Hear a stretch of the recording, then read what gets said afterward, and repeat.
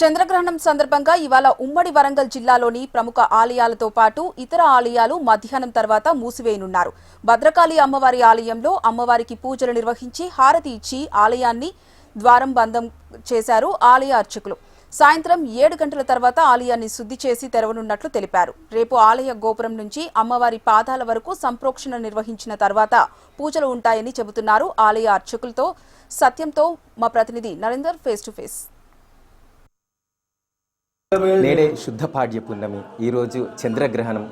అటు ఒకవైపు హోలీ వేడుకలు, మరోవైపు చంద్రగ్రహణం. మొత్తానికి నగరం లోపలే కాకుండా వరంగల్ ఉమ్మడి జిల్లాలోని ప్రముఖ ఆలయాలన్నీ కూడా బంద్ చేయడం జరుగుతుంది. ఎందుకంటే చంద్రగ్రహణం నేపథ్యం లోపల కిరణాలు పడొద్దనే ఒక సెంటిమెంట్తో బంద్ చేయడం జరుగుతుంది. దీన్ని తిరిగి మళ్ళీ రేపు తీసి సంప్రోక్షణ చేయడం, మళ్ళీ భక్తులందరికీ కూడా అమ్మవారి దర్శనం కల్పించే భాగ్యం ఉంటుంది. ఇక్కడ మనతో భద్రకాళి అమ్మవారి పూజారులను ఆయన అడిగి తెలుసుకుందాం. సత్య గారు నమస్తే.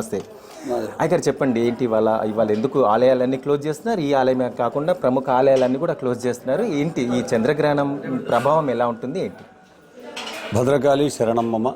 ఈరోజు కేతుగ్రస్త చంద్రగ్రహణం మధ్యాహ్నం 3 గంటల 19 నుంచి సాయంత్రం 4 గంటల 45 నిమిషాల వరకు ఈ యొక్క చంద్రగ్రహణం యొక్క ప్రభావం ఉంటుంది.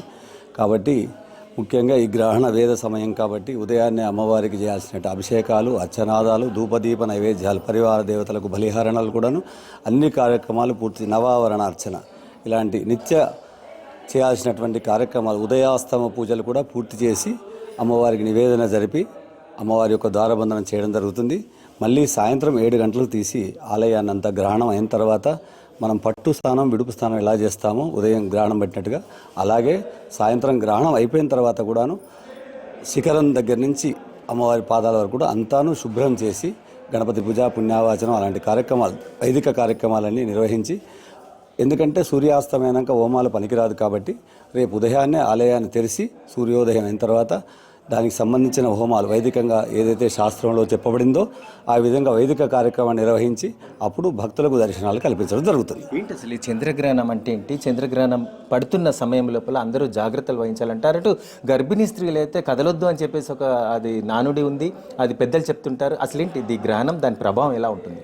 ఇది కేతుగ్రస్త చంద్రగ్రహణం.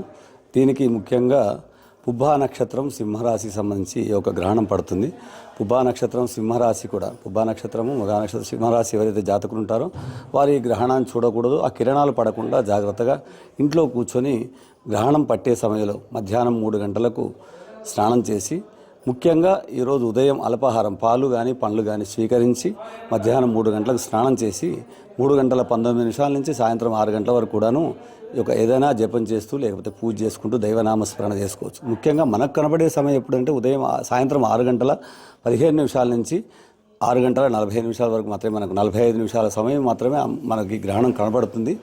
ఆ సమయంలో మొత్తానికి బయటికి రాకుండా జాగ్రత్త తీసుకోవాలి. ముఖ్యంగా గర్భిణీ స్త్రీలు కూడా మధ్యాహ్నం ఉదయం 11 గంటలకు భోజనం స్వీకరించి కదలకుండా ఈ కిరణాల యొక్క గర్భం పడకుండా ఉండడం కోసం అది మనకు ఆచారం ఉంది, సైన్స్ కూడా చెప్పబడింది. కిరణాలు వాళ్ళకు పడకూడదని చెప్పబడుతుంది.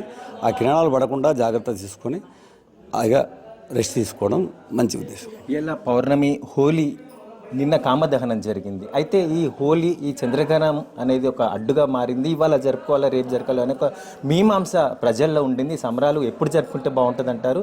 ఈ చంద్రగ్రహణం దానికి ఏ విధంగా అడ్డుపడింది అంటే? మనకు ముఖ్యంగా ఏంటంటే ఈ హోలీ పండుగ సంతోషం చేసుకోవడం ఏంటంటే ఉదయం నుంచి ప్రారంభమవుతుంది. ప్రతి సంవత్సరం కూడాను మధ్యాహ్నం 12 గంటల తర్వాత చట్ట ప్రకారం కూడా దాన్ని నిషేధించడం జరిగింది మనకు ముఖ్యంగా. కాబట్టి మన గ్రహణం 3 గంటల 15 నిమిషాలకు పడుతుంది.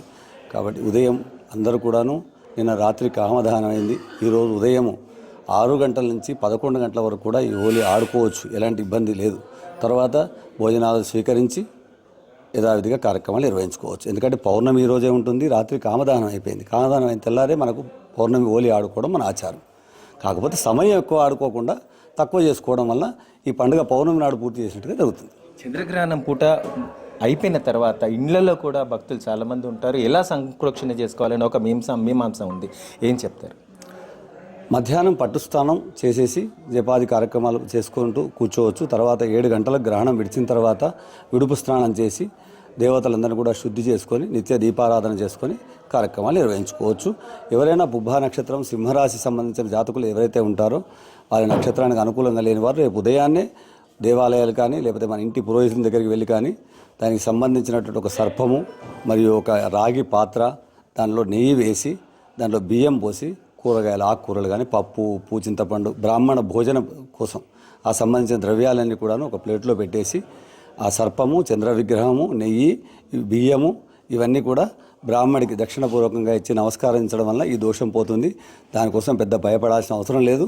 మీ దగ్గరలో ఎవరు మీ ఇంటి పురోహితులు ఎవరైతే ఉంటారో వారి దగ్గరికి వెళ్ళి ఈ దాన కార్యక్రమాలు నిర్వహించవచ్చు. లేని వాళ్ళు, ఇబ్బంది పడే వాళ్ళు దగ్గరలో ఉన్న దేవాలయానికి రేపు ఉదయం వెళ్ళి సూర్యోదయం అయిన తర్వాత ఈ కార్యక్రమాలు నిర్వహించాలి. రైట్, చూస్తున్నాం మొత్తానికి ఇది చంద్రగ్రహణం అనేది కాస్త ప్రభావవంతమైంది. అయితే గర్భిణీ స్త్రీలు వీళ్ళైతే కాస్త జాగ్రత్త వహించాల్సి ఉంటుంది అని చెప్తా ఉన్నారు. అలాగే సింహరాశికి సంబంధించిన వాళ్ళు మాత్రం వారు ఆ రాశిని బట్టి దానం అయ్యగారులకి, సొంత అయ్యగారులకు, వాళ్ళ ఊరయ్యగారులకు ఎవరికైనా కానీ వారికి భోజనం, మంచి భోజనం పెట్టిన విధంగా వారికి కావాల్సిన అన్నీ కూడా వారికి సమర్పించి అలాగే ఇంటి సంప్రోక్షణ చేసి పూజలు నిర్వహించుకుంటే మళ్ళీ యథావిధిగా కొనసాగవచ్చు అని చెప్తున్నారు. అలాగే హోళీ వేడుకలు అయితే ఇవాళ చంద్రగ్రహణం కంటే ముందు 11:30 వరకు ఉత్సాహంగా చేసుకొని సంబరాలు చేసుకోవచ్చు అని కూడా చెప్తున్న పరిస్థితి. Cameraman Sampath, Narendra, HM TV, Warangal.